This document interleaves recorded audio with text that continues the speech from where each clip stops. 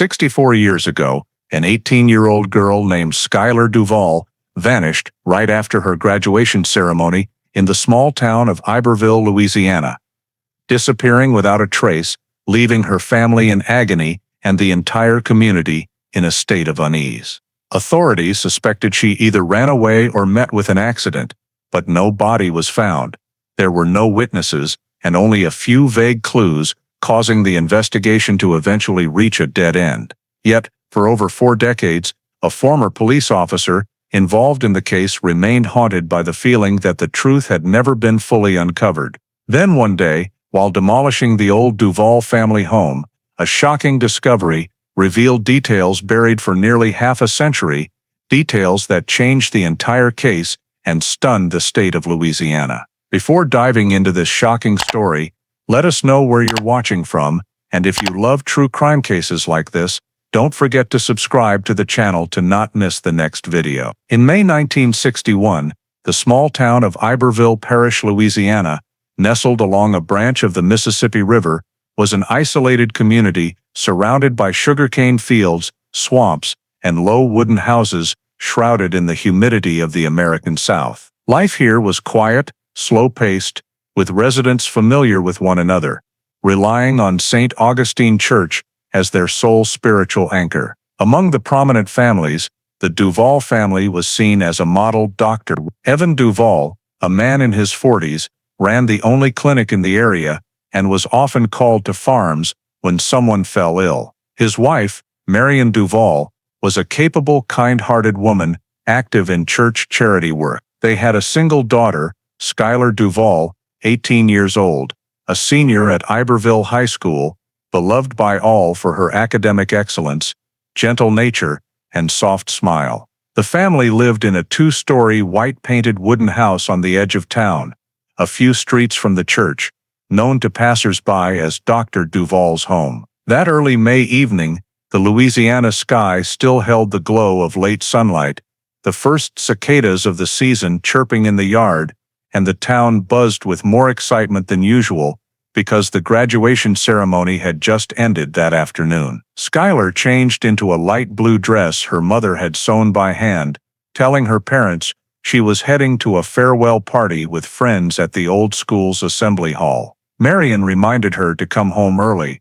while Dr. Duval simply nodded, telling her to have fun. A few neighbors saw Skylar leave the house, looking carefree, holding a small bouquet of flowers, and greeting them before passing through the iron gate. That was the last time anyone saw her. As night fell, the neighborhood remained quiet. The lights at the Duval house went out early, with only a faint glow emanating from the doctor's study. No one heard strange car noises or any calls echoing through the area. The next morning, as sunlight streamed through the porch, Marion knocked on her daughter's bedroom door. There was no answer. She opened it to find the bed still neatly made, the desk lamp still on, and the party clothes neatly folded in the closet. On the vanity table sat a wallet, a wristwatch, a perfume bottle, and a silver comb, all untouched. The back window was slightly ajar, and the porch outside was damp with dew. Dr. Duval stepped into the yard, walked around the small garden, and called his daughter's name, but only the sounds of birds in the breeze answered. The couple asked neighbors, who were all surprised, saying they only saw Skylar leave the house the previous evening, with nothing unusual. All morning, the family searched the roads near the church, and even the small bus station at the edge of town, but found no trace of the girl. By nearly noon, after hours of searching around the house and along the roads near the church, Dr. and Mrs. Duval decided to report their daughter's disappearance at the Iberville police station.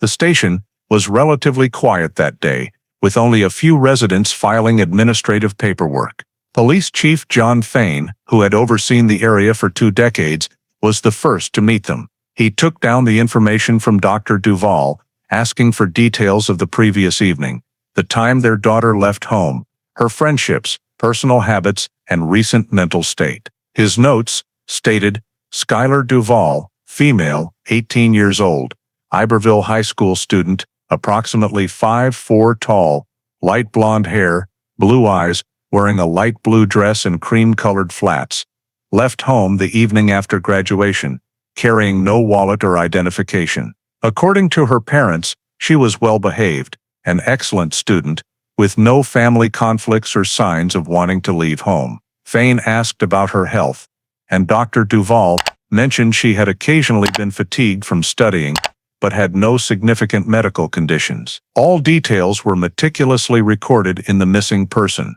Skylar Duval report, case number 61 DF 202. After completing the initial statement, Fain called in 2 investigators, Rupert and Maddox, along with a crime scene photographer to assist. He assigned Rupert to conduct preliminary interviews with neighbors, Maddox to compile a list of places the victim might have frequented in town, while he himself would directly inspect the scene. Meanwhile, the station's clerk logged the case into the parish's missing persons registry, marking it as a priority due to the victim being a local resident with no history of prolonged absence. As the team left the station, Louisiana's midday weather grew heavy, the humid air causing the asphalt roads to shimmer with heat. The police car headed straight toward the Duval family's 2-story wooden house. Marion waited on the porch, her face distraught, the front door still open as it had been that morning. Fain instructed that the scene remain untouched, with no cleaning or moving of items in Skylar's room until the inspection was complete. He reviewed the house's layout, marking the main entrance, windows, and the path to the backyard. After establishing the inspection perimeter, Fain put on gloves and signaled the photographer to begin documenting the entire interior. The process of recording the scene was thorough and meticulous. Every room, every item, every small trace was closely examined. The living room was marked as the first area. The wooden floor was clean. The sofa was neatly aligned, with no signs of disturbance or impact. A newspaper from the previous day sat on the coffee table, with no wet spots or stains. The glass cabinet was locked, with no items missing. In the kitchen, the cabinets were closed, the gas stove and oven were cold, showing no signs of use overnight. At the sink, Fain noticed a glass with water residue, noted in his log as unwashed item, possibly used near the time of disappearance. He instructed the photographer to take close-up shots and had the glass sealed for trace analysis. From the kitchen, the team moved through the hallway to the back door. The iron door was slightly ajar, the inner latch unfastened. The paint, near the handle, was slightly chipped, but not enough to confirm external interference. The ground around the doorstep was damp, with faint small shoe prints on the recently poured cement. Fain crouched to measure the print's length, estimating it matched a small women's shoe size. He marked it as the 4th piece of evidence, using a ruler for positioning and noting new print. Does not match Marion Duval's shoe size. Outside on the porch, low bushes along the fence had broken branches, but no fabric or foreign objects were found. Maddox collected soil samples to check for recent impressions. After completing the exterior, Fain returned to the upstairs bedroom of Skylar. The door had been sealed the previous day, and the seal was intact.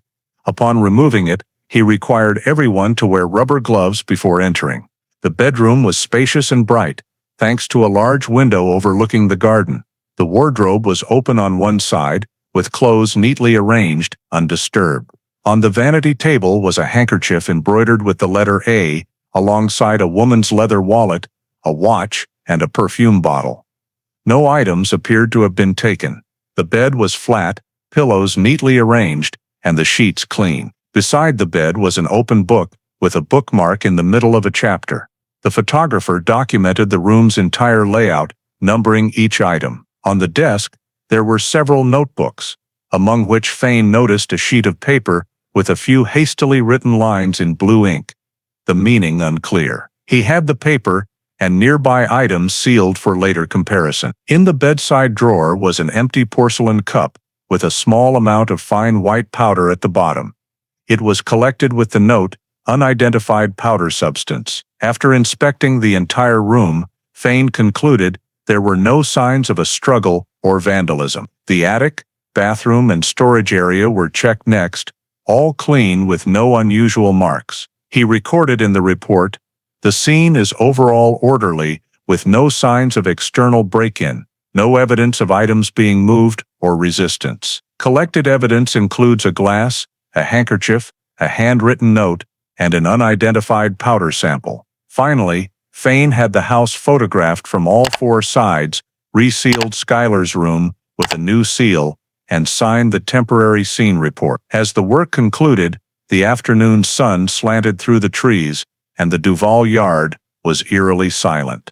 The preliminary report was completed on site, concluding that, at this point, there was no evidence of criminal activity or illegal entry. The next morning, Police Chief John Fain held a brief meeting at the parish office to organize the search effort.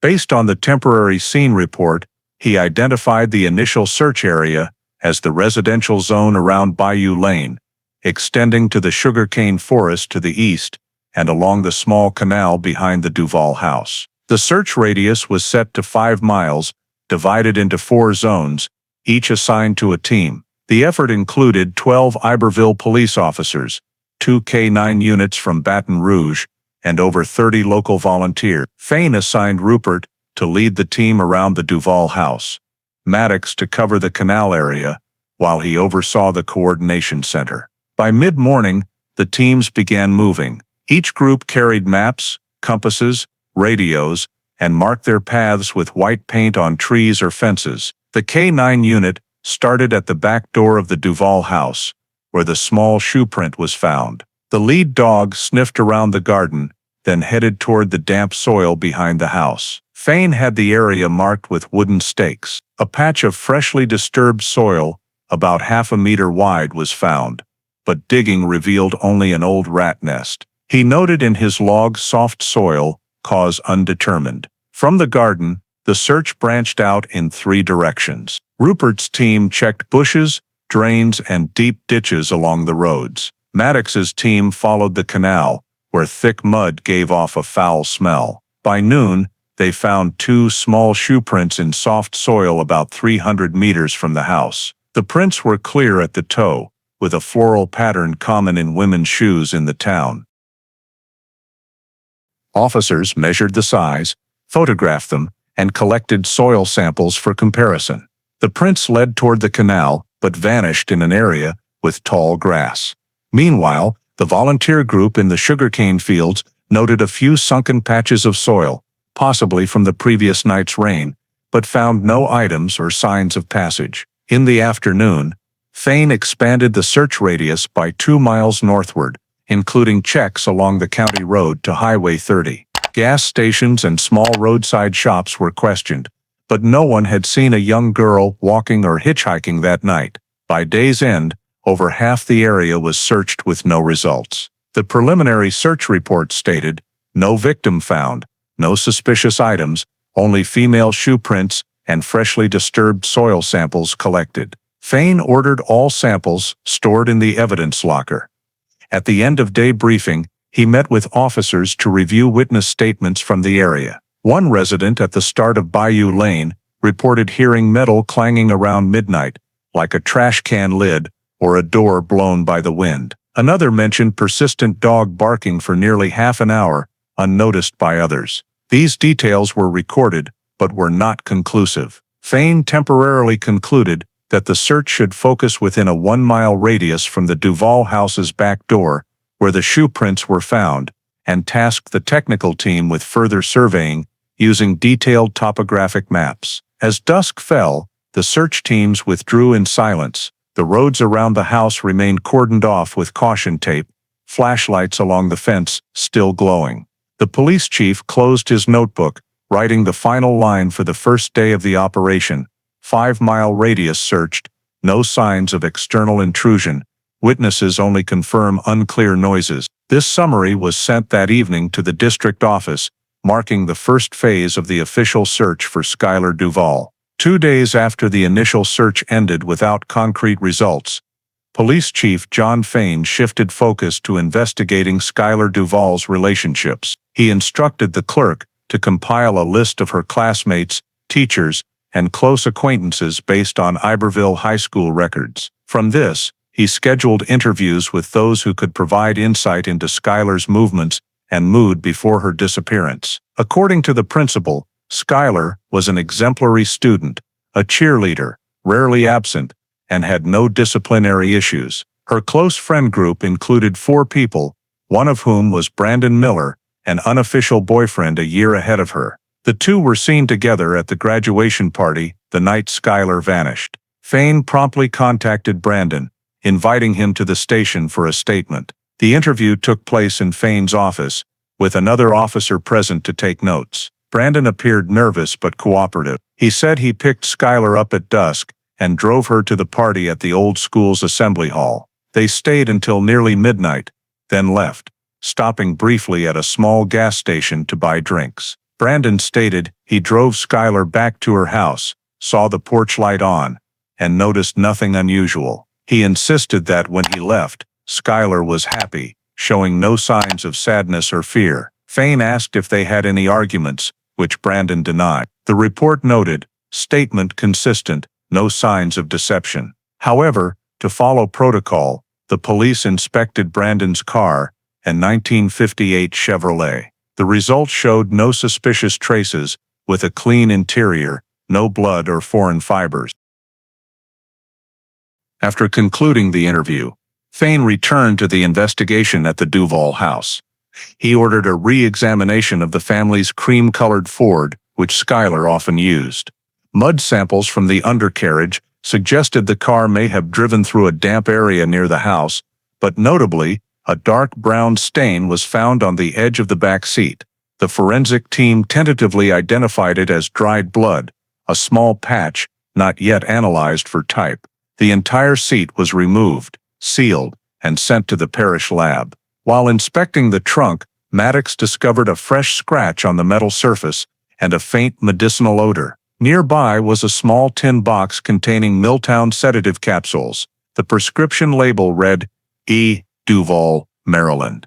Dated 3 weeks prior. Fane noted in the report, medication prescribed to Dr. Duval, purpose unclear. He temporarily considered this indirect evidence requiring clarification. That afternoon, the investigation team invited Dr. Duval to the station to discuss the items found in the car. Dr. Duval appeared calm, explaining that the medication was his, used for patients with insomnia, and might have fallen in the car during transport. When Fane asked about Skylar's recent condition, he replied that she was often anxious about exams and ate irregularly, but showed no serious psychological issues. He firmly stated he never gave his daughter sedatives. The discussion ended after 40 minutes without conflict. However, Dr. Duval's overly calm demeanor prompted Fane to jot a brief note in his personal log. Parents show no emotion, reason unclear. Next, the police expanded their information gathering around the school and church,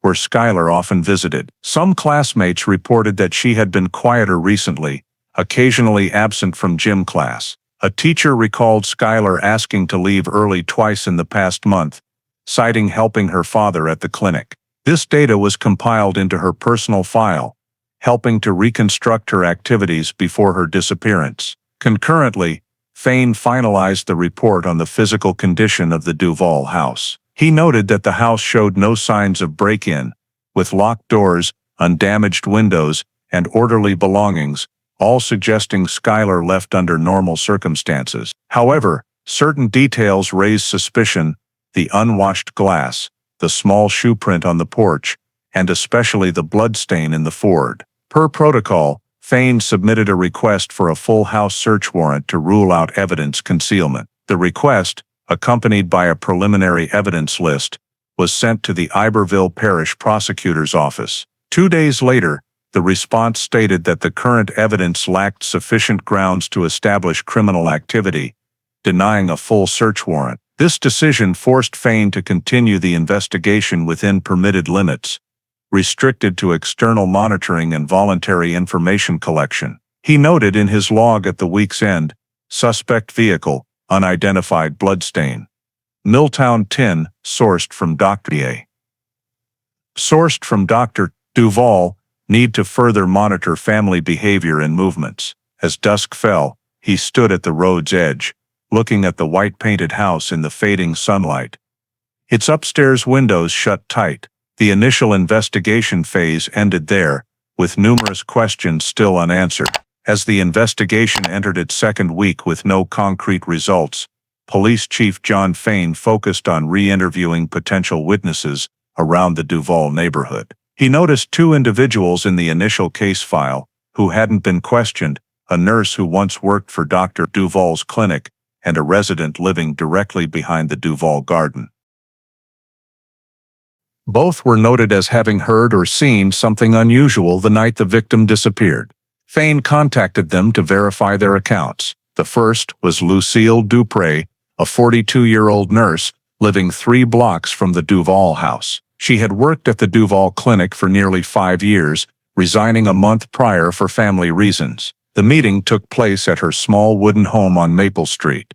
Lucille stated that on the evening Skylar vanished, she stopped by the clinic around 8 p.m. to return a patient appointment log she forgot to bring earlier. Passing the Duval house on her way back, she noticed the back light was still on, despite the late hour. I saw Dr. Duval walk out to the yard, carrying the brown leather bag he used for house calls, she said.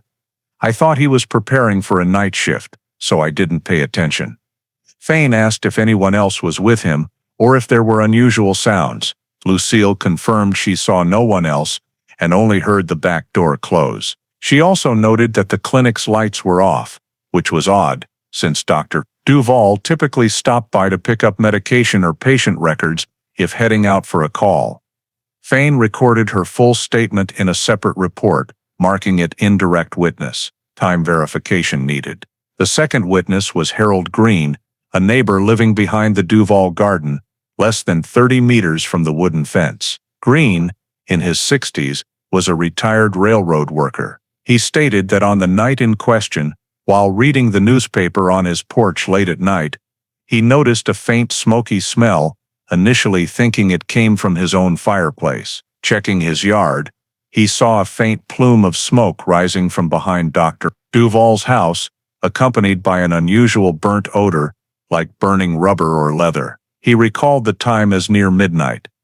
When Fain asked why he didn't report it, Green said he didn't think it was serious, as the doctor occasionally burned medical waste in the yard. This caught Fain's attention.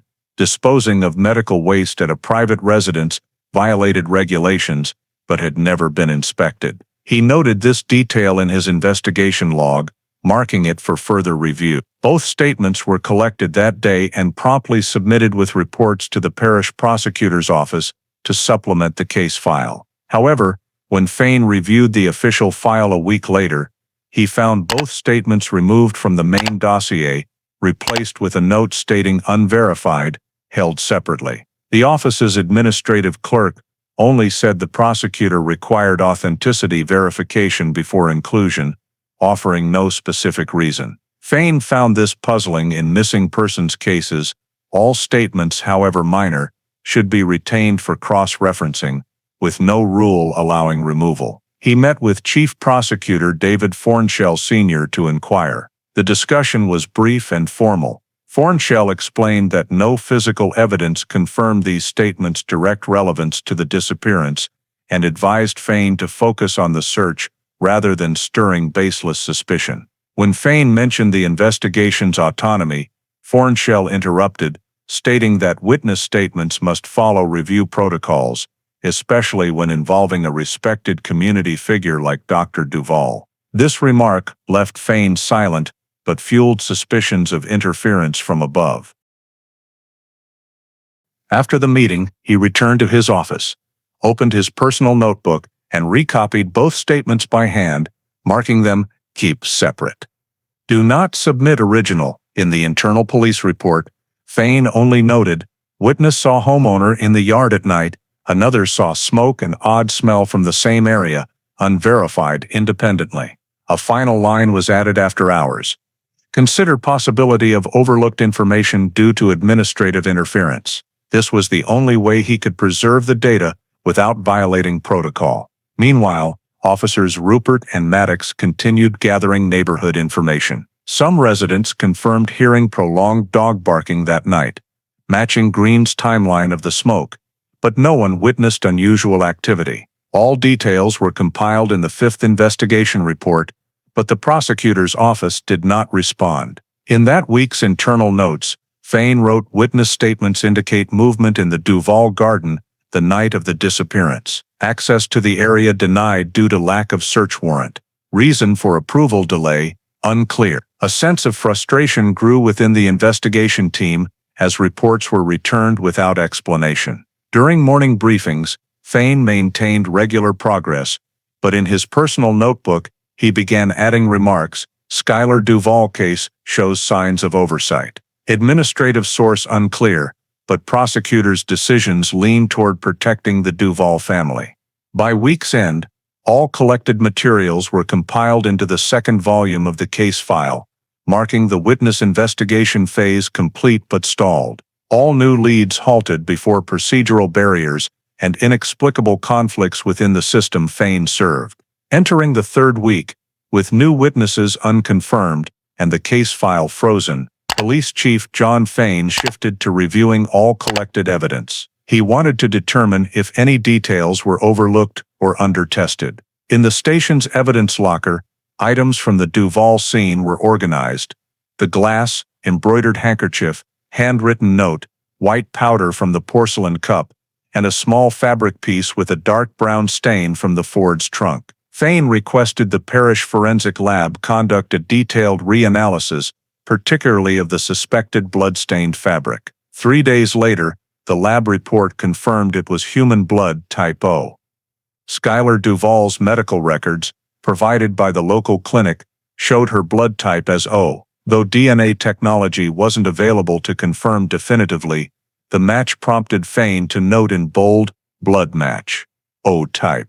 However, the lab's conclusion stated, source of blood unidentifiable, could belong to any individual with type O blood. Concurrently, the forensic team completed tests on the Milltown sedative tin and the porcelain cup's white powder. Results showed the powder was residue from dissolved sedative, containing no toxins or illegal substances, ruling out poisoning. All findings were sent to the prosecutor's office with a proposal to open a criminal investigation for possible injury leading to disappearance. However, Prosecutor Fornshell Sr. responded, "No evidence establishes criminal activity. Cannot approve a criminal case without a confirmed victim." The rationale cited was that finding type O blood was inconclusive, as it was common in the population. Fain read the response and folded it silently. In the internal report to his superiors, he summarized, "Lab confirms human blood type O, matching the victims but insufficient for prosecution. Need further scene inspection, especially the bathroom floor, where unusual moisture was noted initially." This final note stemmed from his first-day observation. The ground floor bathroom's tiled floor had a darker patch despite dry weather. He initially dismissed it as water, but with other leads exhausted, it became significant. That afternoon, Fain and Officer Maddox returned to the Duval house to inspect the bathroom closely. He brought a moisture meter and sampling tools, but adhered to legal limits. No structural dismantling. The gray ceramic tiles gleamed, but the section near the eastern wall felt slightly raised. The moisture meter showed higher readings there. Maddox tapped a tile, producing a hollower, louder sound. Fain quickly noted, foundation sound discrepancy, possible cavity below. Without an expanded search warrant, he could only collect dust from tile gaps for testing. The sample later revealed traces of fresh cement minerals, suggesting recent retiling. The supplemental report was submitted that day, but the prosecutor's office upheld its stance. Their reply stated, "No direct evidence links floor repairs to criminal activity. This could be routine maintenance." The curt response deepened Fain's suspicion that some were intent on keeping the case classified as a disappearance rather than a criminal investigation. To ensure objectivity, he ordered the remaining officers to re-examine all evidence. No new findings emerged. The porch shoe prints owner remained unidentified. The handkerchief was clean, with no blood or foreign fibers. The blood-stained fabric remained the only significant evidence, but without comparative data, its legal weight was weak. At the week's internal meeting, Fain told the team, "We have blood matching the victim's type and a retiled floor, but no authority to dig deeper. All we can do now is preserve the file intact." After the meeting, he sat alone, reviewing scene photos. In one bathroom shot, light reflection showed a faint line between two tiles. Fain magnified and labeled it suspicious.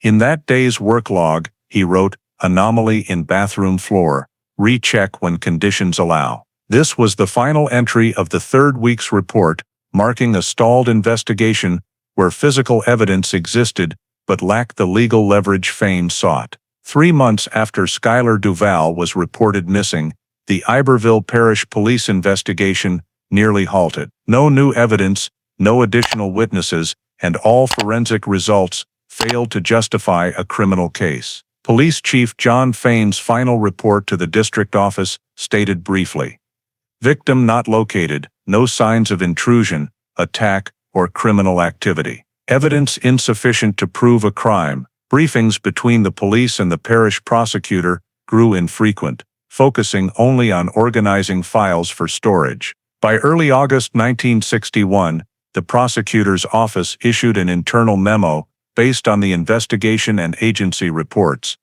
The Skylar Duval case is classified as a voluntary disappearance with no criminal evidence. This decision was quietly sent to the police, the parish court, and published in the local gazette.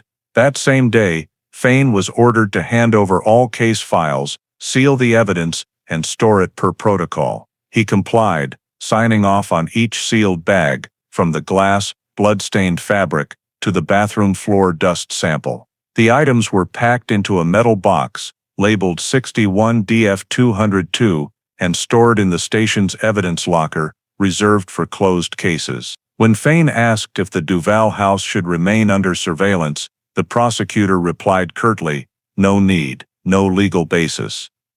This marked the end of the investigation team's efforts, despite lingering unanswered questions. In September, Fain signed and submitted the final report to the Louisiana State Archives. In his personal copy, he added a small handwritten note, "Case closed administratively, insufficient elements for conviction. Note, ground floor bathroom floor, anomaly." The note held no legal weight, but for Fain, it was the only way to preserve a personal record in a case closed too hastily. The Skylar Duval disappearance gradually faded from local newspapers. The Iberville Gazette ran a few short reports in the initial weeks, but by October, the police news section no longer mentioned it. The town returned to its routine. St. Augustine Church rang its bells every Sunday morning. Dr. Duval's clinic operated as usual, with patients coming and going as if nothing had happened.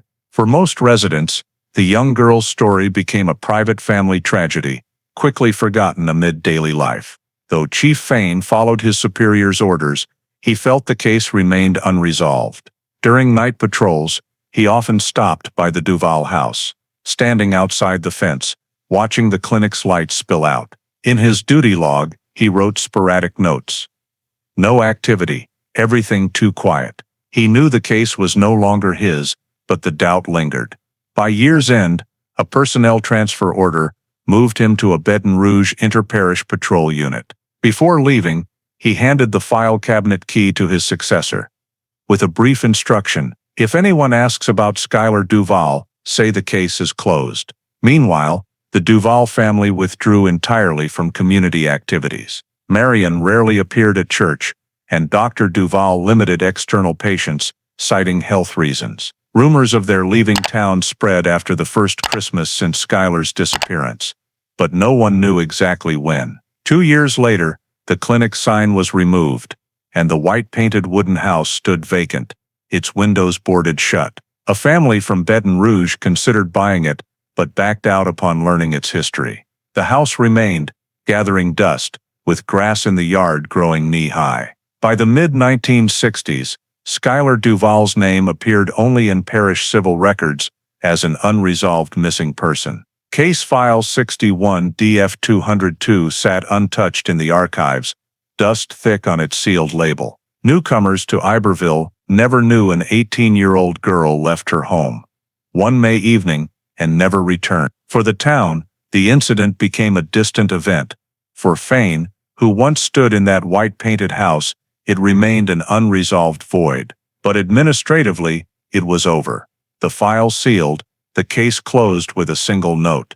Missing person, voluntary absence, case closed. In March 2007, over 40 years after the Skylar Duval disappearance case was closed, the two-story wooden house at the end of Bayou Lane had fallen into severe disrepair. The property was auctioned off by the Iberville town authorities to a private construction company for demolition and redevelopment into a new residential area. On the morning of March 12th, workers began dismantling the roof and ground floor. As a drill broke through the old cement foundation behind the kitchen, it struck something hard. Initially, they thought it was an old metal pipe, but upon inspection, a worker found small bone fragments mixed in the debris. One fragment resembled a human knuckle. The discovery was immediately reported to the site manager, who quickly called the Iberville Police Department for guidance. Within 20 minutes, 2 police cars arrived, cordoning off the entire area. The local police chief, Thomas Regan, personally attended the scene. He ordered a halt to construction, set up isolation barriers around the house, and contacted the parish forensic unit for a preliminary assessment. As workers gathered outside the fence, forensic technicians began collecting the bone fragments exposed in the cement. In total, they recovered 7 small pieces, all consistent in shape and structure with human bones. Notably, in the same soil layer, they found a small, dust-covered, rusted metal object. Once cleaned, it was revealed to be a silver infant bracelet engraved with the letter A. The evidence was sealed and sent to the parish lab that same day. News of the discovery quickly spread within law enforcement.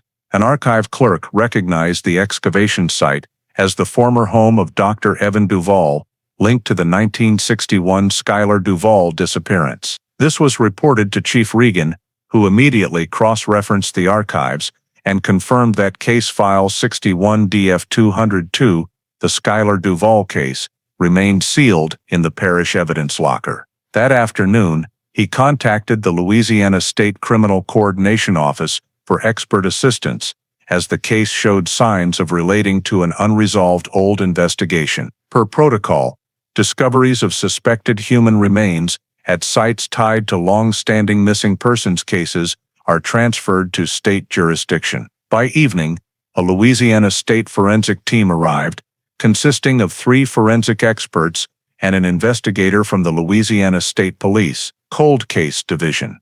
They took control of the site, expanding the cordon to the entire property and setting up a temporary tent to protect evidence. All workers and residents were asked to leave, while the forensic team continued digging into the remaining cement layer. At a depth of about 1.5 meters, they uncovered additional small bone fragments, arranged haphazardly, along with a relatively intact partial human skull. The surrounding foundation showed a newer cement layer poured over the original, confirming post-construction repairs. The on-site report noted, highly likely a deliberate burial site, possibly dating to the 1960s. After collecting sufficient samples, the forensic team handed the case to the Iberville Parish Prosecutor's Office and recommended transferring full investigative authority to the state. The next day, the Louisiana Attorney General's Office issued a brief statement confirming that the Louisiana State Police Cold Case Division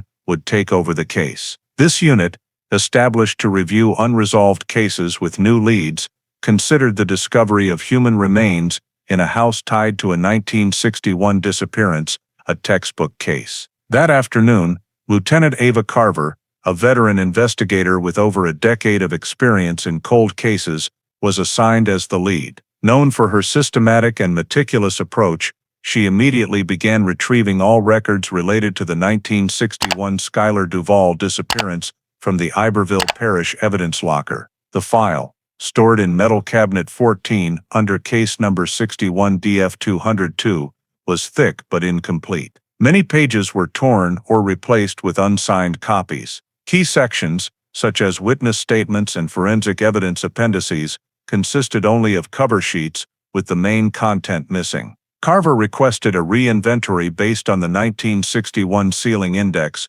revealing at least 11 original documents were missing, including 2 witness statements and 1 scene forensic report.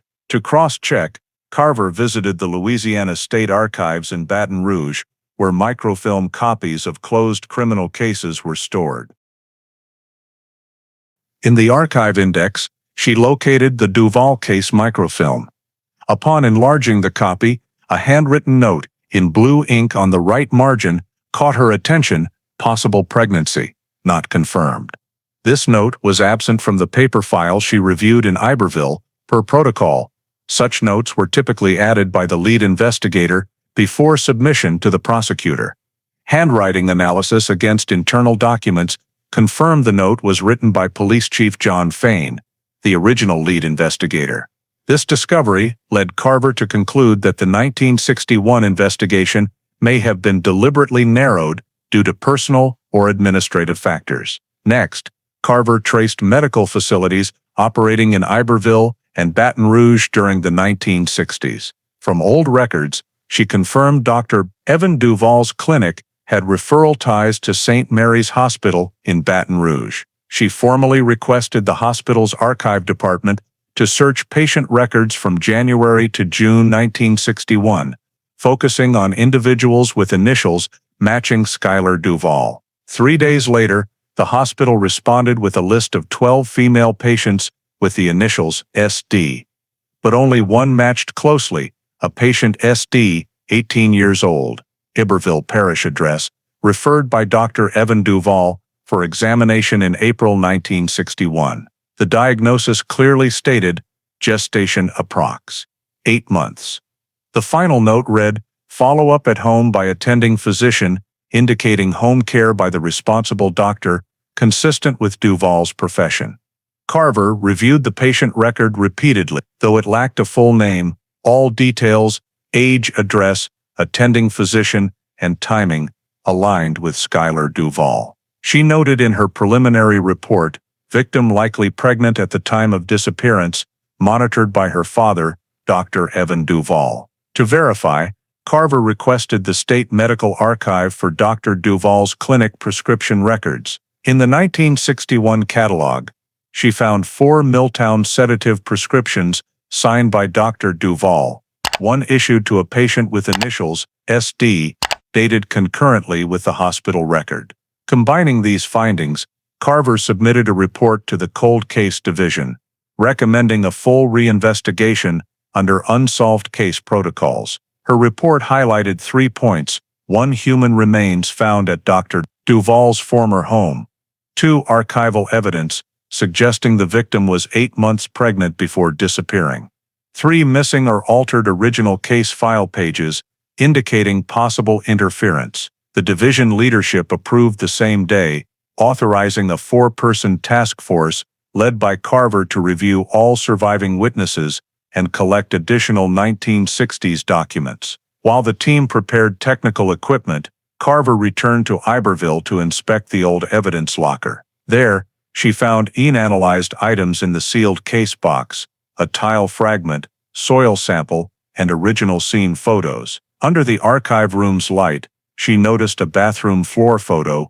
with a darkened tile area marked in chalk, precisely where workers found the bones days earlier. This confirmed Chief Fain's old report's suspicions were well-founded. Carver added to her internal report, bathroom floor retiled, post 1961, matches bone discovery site. Full foundation excavation needed for verification. That evening, in a temporary Iberville office, Carver reviewed all collected data. On her desk were hospital records, microfilm copies, 1961 forensic reports, and new scene photos. The scattered pieces began connecting: a pregnant 18-year-old, a doctor father, a house with a newly cemented floor weeks after her disappearance. Completing her report to state headquarters, Carver typed her final conclusion: the 1961 disappearance likely involves a concealed on-site death. Recommend further excavation and DNA analysis to confirm victim identity. This marked the official restart of the Skylar Duval case, opening a new phase after nearly half a century of silence. 3 days after the reinvestigation report was approved, Lieutenant Ava Carver and her Louisiana State Police Cold Case Division Task Force, alongside the state forensic team, surveyed the former Duval family property. The area was fully cordoned off, construction equipment removed, leaving only the cement foundation and wooden stakes marking the bone discovery site. Excavation followed standard protocols for suspected burial sites. The forensic team first deployed ground-penetrating radar to scan the entire foundation area. The device detected 3 anomalous reflection zones, one directly behind the kitchen, matching the 1961 scene photo description. Carver designated this 2.5-square-meter area for focus, ordering a protective tent and temporary cover to shield against weather.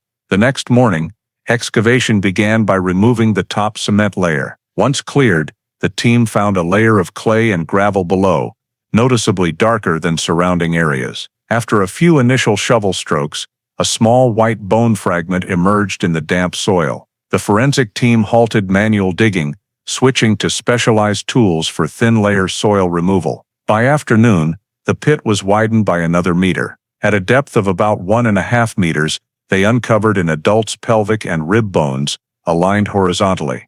Nearby, less than 30 centimeters away, was a smaller skeleton, clearly an infant's, with distinct size and structure. Both were wrapped in a thin, nearly decomposed fabric with faint green traces. Carver closely observed and noted in her field log 2 sets of remains buried simultaneously.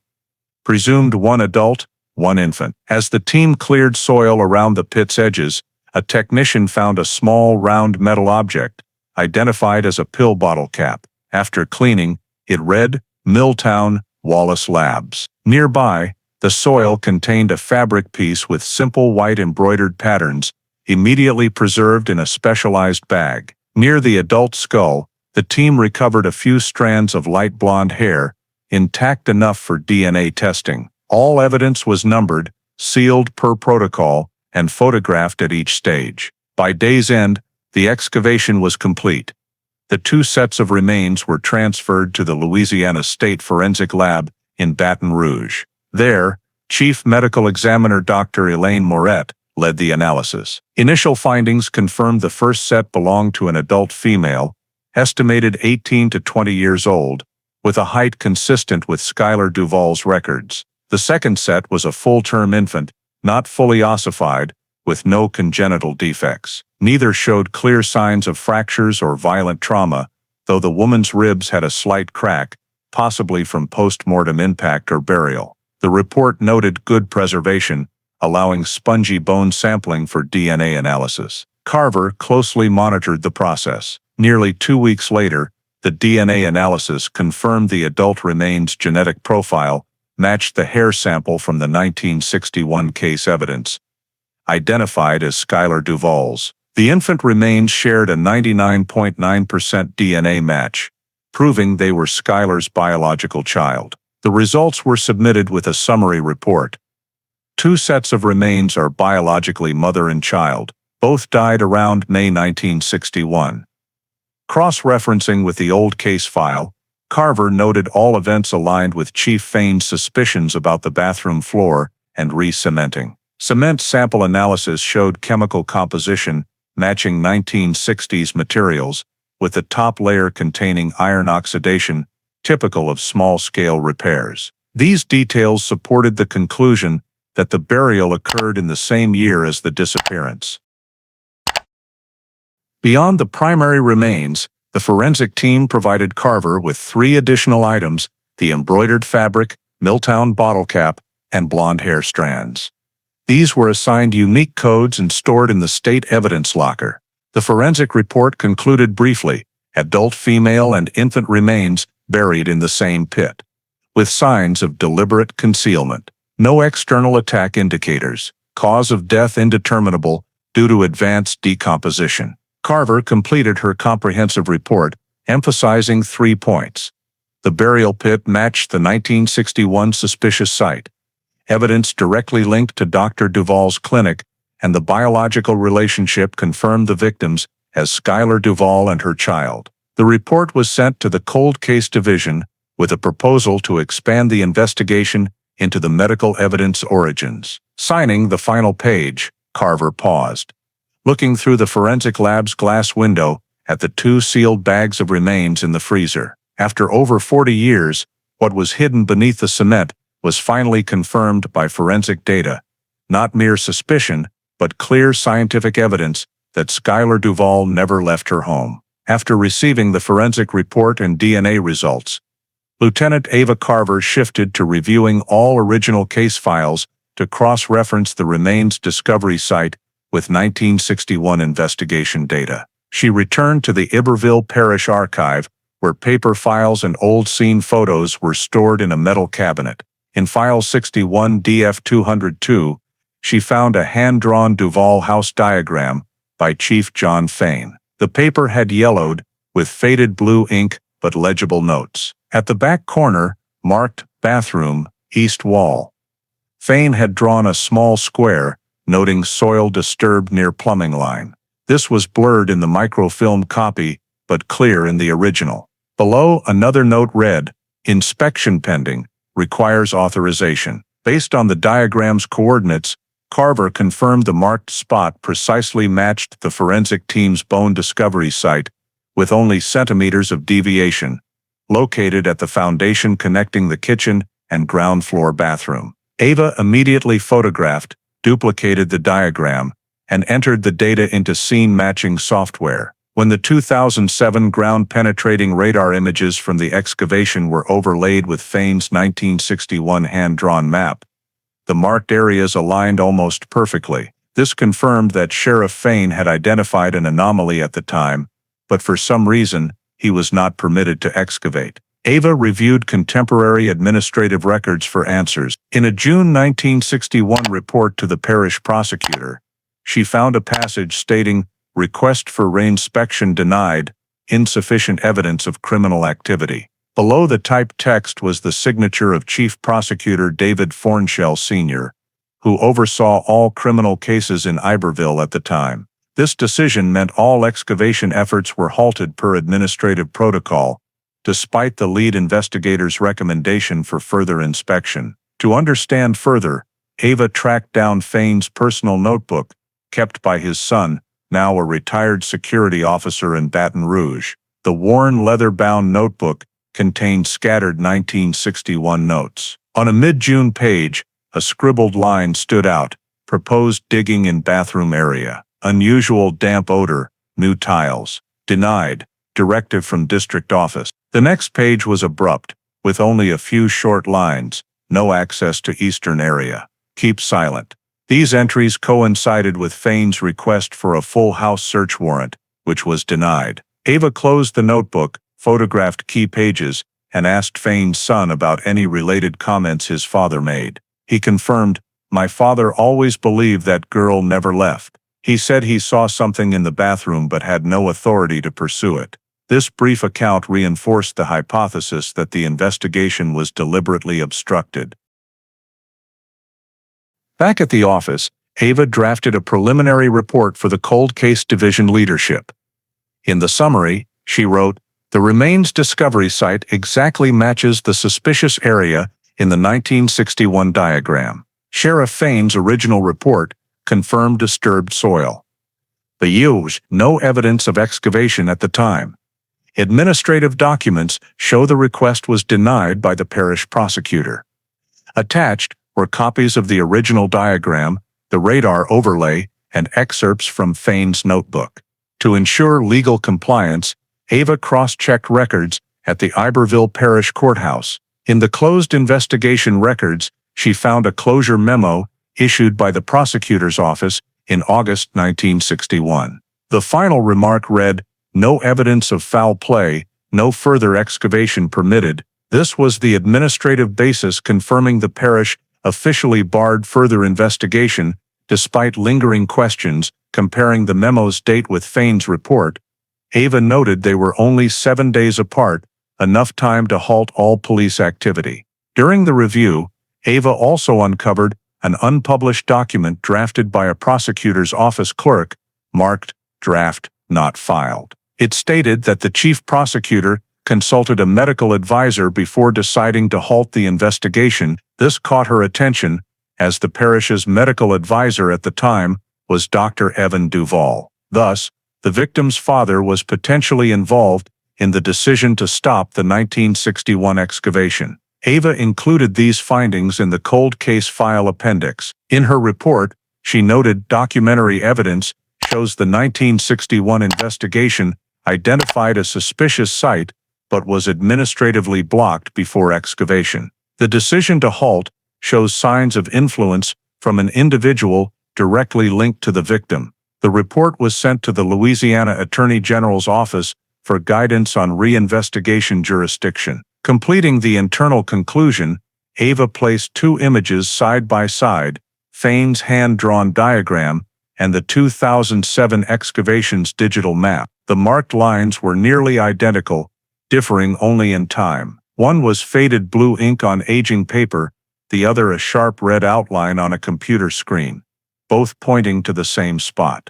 Between them lay 46 years, and a decision that kept the case unresolved. In the review program's conclusion, Ava wrote a single sentence, based on original documents and scene evidence, the 1961 case was obstructed by administrative intervention. After confirming the 1961 investigation was obstructed, Lieutenant Ava Carver shifted to collecting statements from surviving witnesses. From the original case file's list of involved individuals, 2 still resided in Louisiana: Lucille Dupré, the nurse who worked for Dr. Duval, and Brandon Miller, Skylar's last known boyfriend. These were the final links to reconstruct the events of the night she vanished. Ava visited St. Martinville, where Lucille Dupré lived with her granddaughter. The small house sat on a tree-lined street, with a faded for sale sign on the porch. Now 83, with white hair and limited mobility, Lucille remained sharp. After hearing the visit's purpose, she paused, then nodded to speak. The recorded interview, per protocol, lasted nearly 2 hours. Lucille confirmed working as a nurse at Dr. Evan Duval's clinic from 1955 to 1961. She remembered Skylar as a kind girl who often helped organize medications. In the months before Skylar's disappearance, Lucille noticed her looking frail, often leaving early, with a changed physique no one mentioned. Asked about the night of the disappearance, Lucille recounted slowly that around midnight, she woke to the sound of a car and loud voices from the clinic's direction. "I thought it was an emergency case," she said, "but then I heard a faint cry, like an infant's, lasting a few seconds before stopping. Afterward, she heard a door slam and complete silence." The next morning, Lucille arrived early to sort medications and found the clinic locked, lights still on. By noon, Dr. Duval appeared, looking exhausted, and barred entry to the inner rooms. When she asked about Skylar, he replied, "She's fine, resting at home." When the disappearance was reported days later, Lucille intended to share what she heard, but that same day Dr. Duval visited her home with an unfamiliar man, likely a parish official, asking her not to speak of unverified matters. He warned that rumors about his family could shut down the clinic. Fearing job loss and lacking proof, Lucille stayed silent. She confirmed this was her first time fully recounting the story to state authorities. Ava documented every detail, had Lucille verify the statement in writing, and signed the affidavit. In her conclusion, Ava noted, "Witness confirms hearing an infant's cry the night of the disappearance and was asked to stay silent. Statement is credible, aligning with hospital records of an 8-month pregnancy." Leaving St. Martinville, Ava drove to Baton Rouge to meet Brandon Miller, now 64, living with his wife in a small riverside home. He was polite, but hesitant when Skylar's name was mentioned. After a brief pause, he agreed to share what he recalled. Brandon said that night, he and Skylar attended the graduation party with friends. They left around midnight, and he drove her home. She was smiling, said she was tired, and wanted to go home early, he said. I stopped at the gate. The porch light was on, she said. Good night, and walked in. That was the last time I saw her. Asked if he knew Skylar was pregnant. He firmly denied it, noticing no unusual signs. At the party, Skylar wore a blue dress, her figure as slender as before. If anyone says I knew, I can swear I didn't. She showed no signs. Ava inquired about Brandon's relationship with the Duval family. He said he met Dr. Duval a few times, finding him strict and reserved. I was never invited inside, even after knowing Skylar for nearly a year, Brandon said. Her father didn't like me, told me to focus on studies. In the affidavit, Ava noted the timeline matched the original file. Skylar left the party around 11:30 p.m. and was home by midnight. She cross-referenced this with Lucille's statement. The crying and noises occurred around the same time. Two independent sources, separated by location, described events in the same time frame. Ending the interview, Brandon looked down, voice low. I always thought I was at fault for letting her go home alone, but I never imagined it was like this. Ava thanked him briefly and left. On the drive back, she stopped roadside to note all collected data. In her report summary, she wrote, Witness 1 Lucille Dupre provided direct information about an infant's cry the night of the disappearance, matching medical records of an 8-month pregnancy. Witness 2, Brandon Miller, confirmed ignorance of the pregnancy, indicating it was kept secret within the family. Both independent statements align in time and with medical data. The completed report was sent to the Cold Case Division with a final remark. New witness information supports the hypothesis that Skylar Duval gave birth at home and vanished that night, fully consistent with 1961 hospital records. After interviewing the two key witnesses and obtaining statements aligning with medical data, Lieutenant Ava Carver shifted to verifying the origin of evidence and documents tied to Dr. Evan Duval. She noted the cold case file mentioned that Duval's Iberville clinic, abandoned since the late 1960s, still stood. The two-story brick building on the main street had boarded-up ground-floor windows and a faded Duval medical practice sign. After obtaining a search warrant from parish authorities for collecting old medical records, Ava and two forensic officers searched the building in early May 2007. The old lock was opened with a key provided by the parish office. Inside, dust and a lingering antiseptic smell filled the air. The layout remained intact. Reception, examination room, file cabinet, and equipment storage at the hallway's end. Ava ordered full documentation before starting the search. In a steel file cabinet, they found old patient ledgers, mostly decayed, but several invoices and expense logs were legible. An invoice dated June 14, 1961, caught attention: purchase of construction materials, 200 pounds of Portland cement, recipient Evan Duval, home address. This matched the timing of Skylar's disappearance and the cement layer found during excavation. Ava sealed the invoice, cataloging it as Evidence 0714A.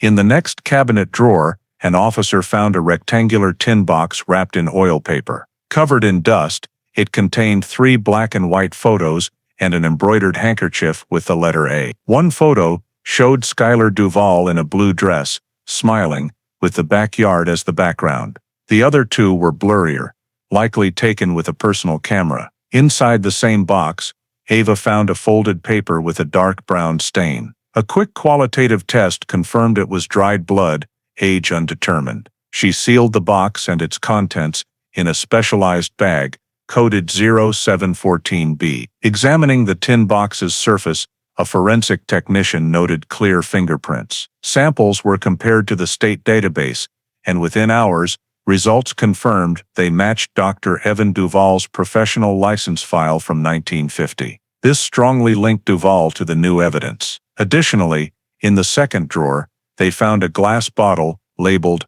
Milltown, Wallace Labs, identical to the one from the burial pit. The label was faded, but bore a legible prescription signature, E. Duval, Maryland. Ava compiled all findings into a detailed report. In the scene description, she wrote, found in Dr. Evan Duval's old clinic, a tin box containing Skylar Duval's photos an embroidered handkerchief, a June 14, 1961 cement purchase invoice, dried blood sample, and Milltown sedative evidence with Duval's prescription signature. Fingerprints on the box matched Duval's professional record, all sealed and transferred to the Louisiana State Forensic Center. The report was sent to the Louisiana Attorney General's office and Cold Case Division leadership. In her summary to the prosecutor, Ava emphasized that the cement invoice and dried blood provided physical evidence directly tying the suspect to the incident's time frame.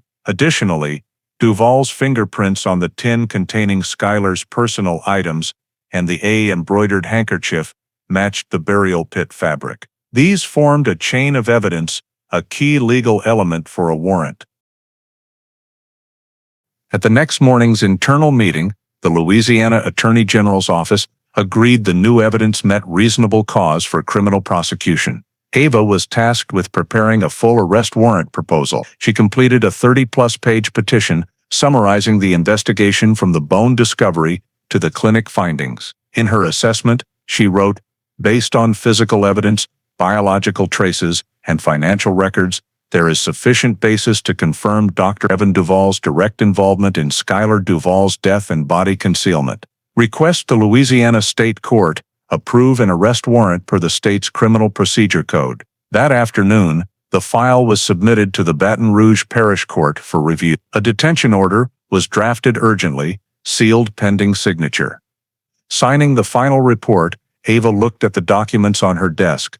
Old photos, cement invoice, blood sample, and fingerprint-marked tin, all pointing to one person. After over 40 years, the scattered evidence formed a legally robust system to request Dr. Evan Duval's arrest, the central figure in the 1961 Skylar Duval disappearance. 2 days after the proposal was submitted, the Louisiana Attorney General's office completed its review and officially approved the arrest warrant for Dr. Evan Duval. Signed by a Baton Rouge criminal court judge on the morning of May 18, 2007, it cited Section 14.3, one of the state's criminal code for second-degree manslaughter, with 2 additional charges, concealment of a deceased body and obstruction of investigation. The warrant stated, "There is reasonable cause to determine the suspect was directly involved in the death of citizen Skylar Duval, missing in Iberville Parish in 1961. Following approval,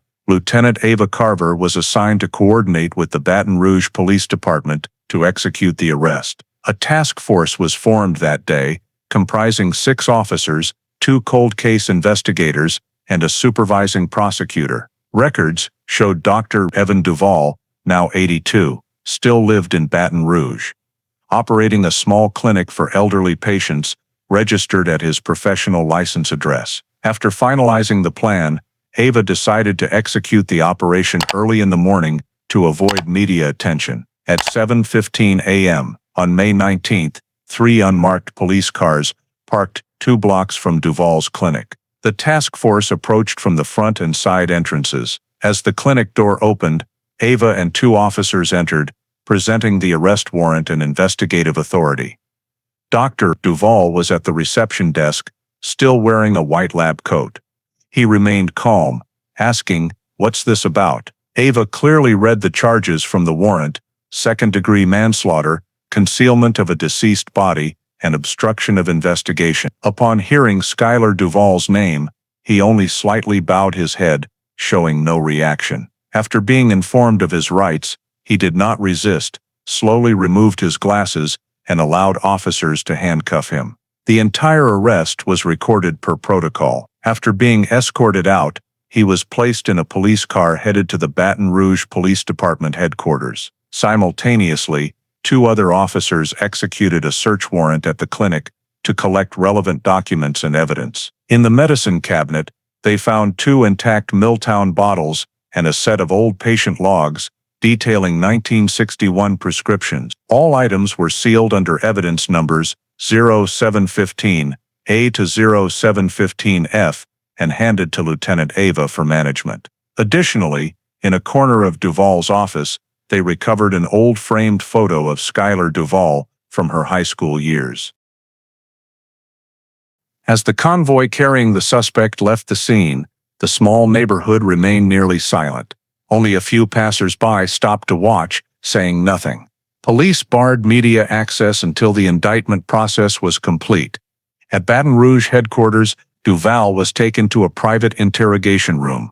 He was provided a court-appointed attorney but declined to speak during the initial session, invoking his right to silence. The formal interrogation was scheduled for the next day per the state prosecutor's calendar.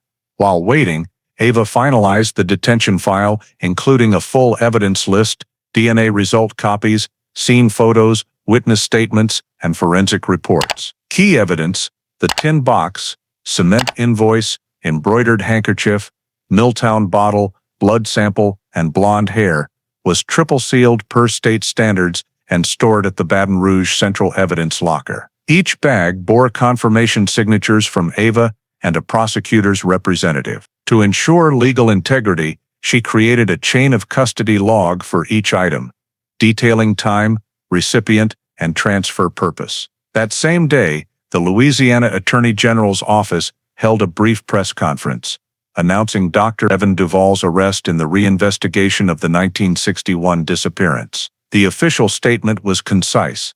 The suspect has been arrested under a Baton Rouge criminal court warrant. Physical evidence, including DNA samples and items from the scene, has been sealed and will be used in prosecution. The prosecutor declined further comment, citing investigation confidentiality. That afternoon, Ava visited the Central Evidence Locker for a final seal check. Seeing the bags of evidence neatly aligned in the steel cabinet, she realized this was no longer a vague 1960s disappearance, but a fully substantiated criminal case. All forensic data, statements, and physical evidence converged on one point: the house where Skylar Duval once lived, and the only person with access to everything within it, Dr. Evan Duval. Late that evening, Ava's comprehensive report was sent to the Cold Case Division leadership and the Attorney General's office. In the summary, she wrote, "The arrest warrant was successfully executed. Suspect Evan Duval is detained in Baton Rouge. All related evidence, including DNA, cement invoice, and items from the clinic, has been sealed and stored as evidence. Next steps fall under the state prosecutor's authority." Signing the final page, Ava added a small margin note: 46 years later, Case 61 DF 202 is no longer a disappearance, but a criminal case with a specific suspect. The formal interrogation began at 8:15 a.m. on May 20, 2007, in Interrogation Room 3 at the Baton Rouge Police Department. Dr. Evan Duval was brought in, accompanied by his court-appointed attorney, Gerald Nichols, an experienced criminal defense lawyer. Lieutenant Ava Carver and State Prosecutor Richard Hale led the session, with full video and audio recording per protocol. Before starting, Ava read Duval's legal rights: the right to remain silent, the right to an attorney, and the right to have statements used in court. Duval acknowledged understanding and agreed to speak. He sat upright, hands on the table, face pale but not defiant. Ava began with basic timeline questions. "Do you remember the night of May 6, 1961, Dr. Duval?" He looked down, silent for nearly a minute, then nodded. "Yes, I remember." Ava then presented a scene photo and a hospital record copy, noting SD gestation approx. 8 months, she asked. "Who was this patient?" Duval stared at the paper for a long time before answering softly, "My daughter, Skylar." From that response, the room's atmosphere grew heavy. Ava continued, "Do you know why this record was removed from the 1961 file?" Duval replied quietly, "Because I requested it. I didn't want anyone to know." "Yvette, she'd bowl," he slowly explained. "She was pregnant. I was the first to find out. She hid it from her mother, her friends. I was afraid it would ruin our family's reputation and my practice. I said I'd take care of her, but things went too far." According to his statement, on the evening of May 6, 1961, Skylar returned home from the graduation party, looking tired and in pain. His wife, Marion, had gone to bed early. He said Skylar went straight to the bathroom. "I heard water running, her soft cries," he said, voice breaking. "When I opened the door, She was kneeling, bleeding heavily. The baby was born, so small, and it was crying. Ava asked, "What did you do then?" He looked down, hands clenched. I didn't know. I was scared. I was afraid people would hear. I told her to be quiet, but she screamed, and the baby cried louder. I panicked. I covered her mouth with a cloth, just for a few seconds, then she stopped breathing. It happened so fast. The room fell silent. Ava paused her notes, looking at him. "You said she stopped breathing. Do you mean Skylar, or the baby?" Duval whispered. "Both." He recounted that, when he realized Skylar had no pulse, he attempted CPR, but failed. I knelt beside them. I thought I heard the baby's heart, but it stopped too. I lost control. I just knew I had to hide it. He stated that early the next morning, while Marion slept, he wrapped both bodies in a thin cloth and carried them to the kitchen area, then to the backyard. He dug a small pit near the bathroom wall, where the soil was soft from prior plumbing repairs, and placed them together. I couldn't look back, he said, eyes closed. Then I mixed cement. I had leftover Portland cement bags from an earlier repair. I poured it, retiled the floor, so it looked like nothing happened. Ava presented the June 14, 1961, cement invoice and asked, "Did you purchase this?" He nodded, not denying it. Asked why he didn't report it. Duval explained that soon after, he met the parish prosecutor as a medical advisor and urged against excavating his home. I told them it was baseless suspicion. I used my position to stop it. I thought I could live on, and no one would know. He bowed his head, voice choked. I was wrong. I let my daughter die, then buried the truth. Prosecutor Hale reviewed the statement summary, asking Duval to confirm. He acknowledged all details were accurate and signed the affidavit in the presence of his attorney and 2 recording officers. The interrogation lasted over 3 hours, with audio and video stored in 2 copies. At the end, before leaving, Duval said one sentence, "I didn't kill them out of hatred. I was scared, but that fear killed my entire life." After Duval was returned to detention, Ava and the prosecutor reviewed the interrogation file. All documents, recordings, and statement copies were sealed in envelope 0716. Per protocol, the original was stored at the Attorney General's office, with a copy sent to the Cold Case Division. Before leaving, Ava wrote the interrogation conclusion report. Suspect Evan Duval, 82, admitted responsibility for the deaths of Skylar Duval and her infant. Actions align with second-degree manslaughter, concealment, and obstruction charges. Statement, witnessed by counsel, was recorded and filmed, legally compliant with Louisiana criminal procedure. As night fell over Baton Rouge, Ava stood alone by her office window, watching lights reflect on the river. After 46 years, the secret buried under cold cement was finally admitted by its creator. After Dr. Evan Duval signed the confession, the Louisiana State Police, Cold Case Division, and the Attorney General's office proceeded to the final investigation phase, reconstructing the crime scene to cross-check the confession with physical evidence. The state forensic team was dispatched to the old Iberville property, once the Duval family home. Using the 1961 original diagram, 2007 excavation map, and Duval's statement, they built a 3D model simulating the house structure, focusing on the bathroom and kitchen, the presumed primary crime scene. During the reconstruction, experts used GPR scans, burial pit photos, and cement layer depth data to calculate construction timing. Results showed the new cement layer was poured around mid-June 1961, matching the invoice under Evan Duval's name. The reconstructed scene analysis confirmed Duval's description.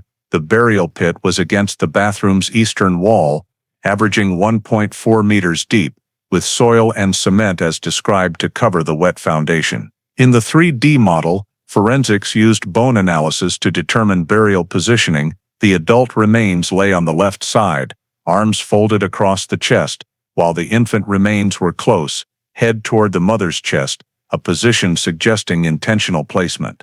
Based on bone mineralization and wear, Experts estimated the time of death between May 6 and 8, 1961, with a margin of error under 48 hours, fully matching Duval's account of the night after Skylar's graduation party.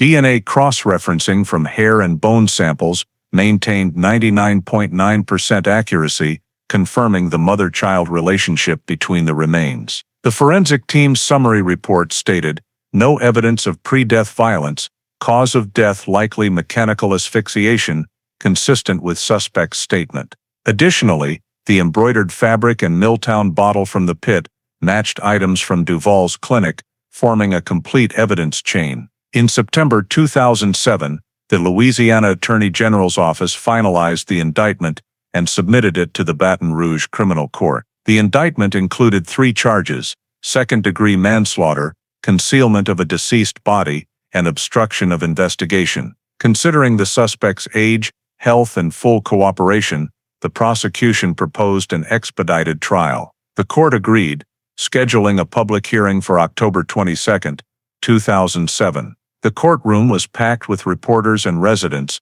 many former Iberville locals from that era. When led into the courtroom, Dr. Evan Duval, in a dark suit, looked frail and walked slowly. He avoided eye contact, head bowed. Lieutenant Ava Carver sat in the back row, observing silently. The state prosecutor read the indictment, detailing the investigation from the bone discovery to the confession. Key evidence, the tin box, cement invoice, embroidered handkerchief, and Milltown bottle was displayed, still sealed. Forensic reports and scene reconstruction were shown on a large screen, the burial pit's location, bone photos, and the 1961 diagram matching Sheriff Fain's sketch. The room was silent as the prosecutor read Duval's statement. "I covered my daughter's mouth to stop her screams. I wanted silence. But that silence killed them both."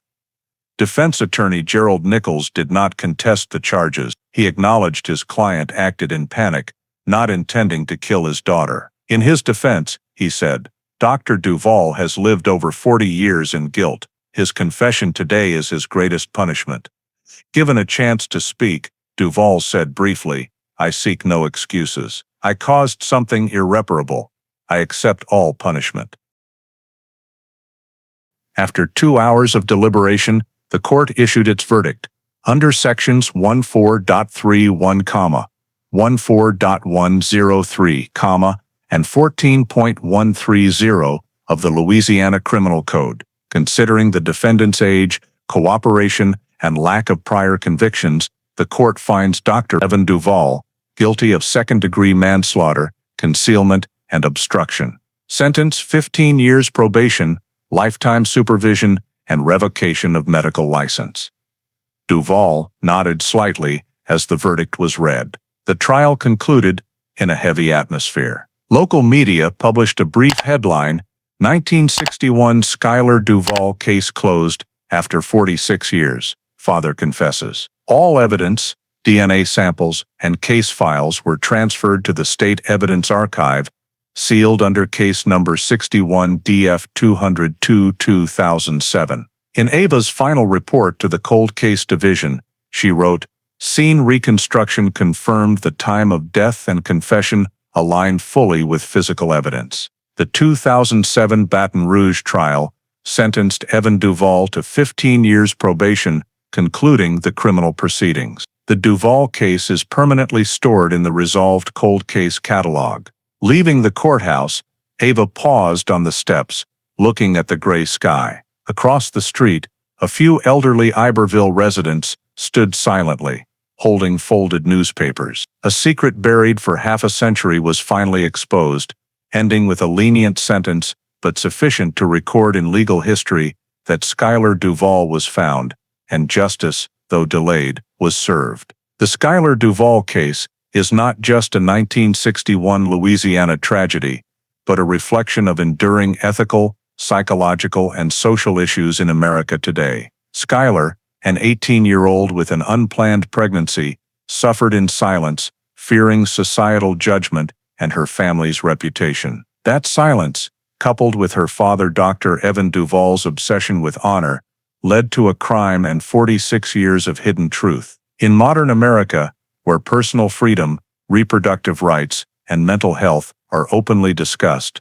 Skylar's story reminds us that creating a safe environment for young people to be heard and helped, especially in crisis, is vital. No one should face tragedy due to fear of judgment. From Dr. Duval's actions, choosing silence, concealment, and manipulating the legal system to protect his image, we see the dark side of power and prejudice. He represented a generation valuing social honor over truth. Yet, time and justice, through Lieutenant Ava Carver and the Cold Case Division's persistence, proved no crime stays hidden forever. In today's America, with ongoing judicial reforms and the mantra "justice delayed is not justice denied," this case powerfully affirms that justice takes time, but finds its way. The final lesson is that truth, however painful, is the only foundation for healing, for individuals, communities, and the nation. Thank you for following this story to its end, where justice was finally found after nearly half a century buried. Subscribe to the channel to not miss other true crime stories,